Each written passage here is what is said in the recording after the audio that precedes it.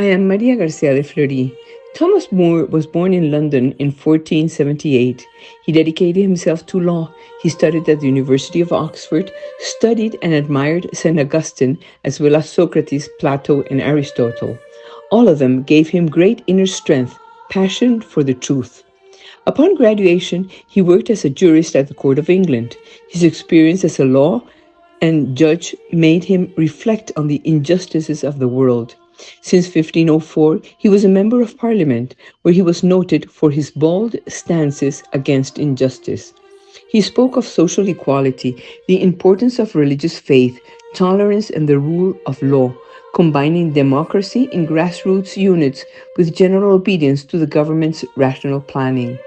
From all this arose his famous book called Utopia, written in 1516, where he proposed the possibility of creating a just state in which all its inhabitants would achieve happiness through the organization of the state, which they believed is the best and only way to live honestly.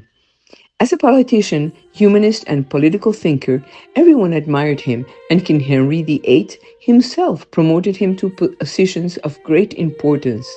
He became the most attractive political figure of the early 16th century, the voice of conscience of the First English Reformation, and one of the three greatest personalities of the English Renaissance.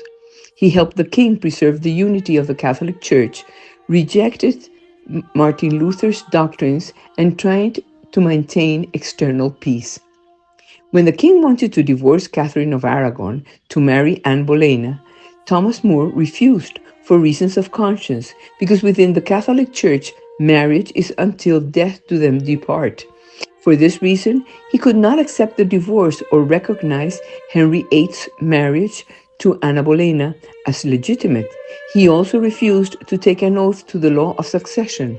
The king became enraged, had him imprisoned in the Tower of London, expropriated all the properties of the monasteries, broke relations with the papacy, declared himself head of the new church he was founding called the Anglican Church, and wanted to force all the priests and bishops to submit to his authority.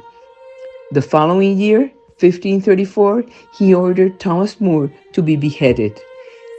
More thus became a martyr of the faith for his honesty, coherence, and testimony of Christian life for his unity of life. This shows how far Thomas More's fidelity to his principles went. This made him a political model, honest, because of his desire to serve, since he saw politics as his way of serving God. He insisted that if it is not possible to immediately eradicate erroneous principles or abolish immoral customs, this does not mean that the public cause, which is politics, should be abandoned.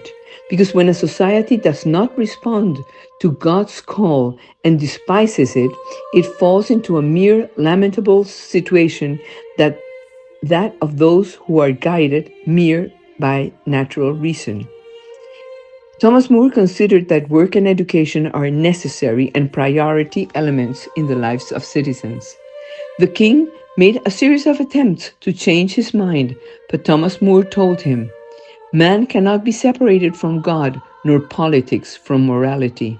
This was the light that illuminated his conscience, because Thomas More knew that God is above all and that with God we always win.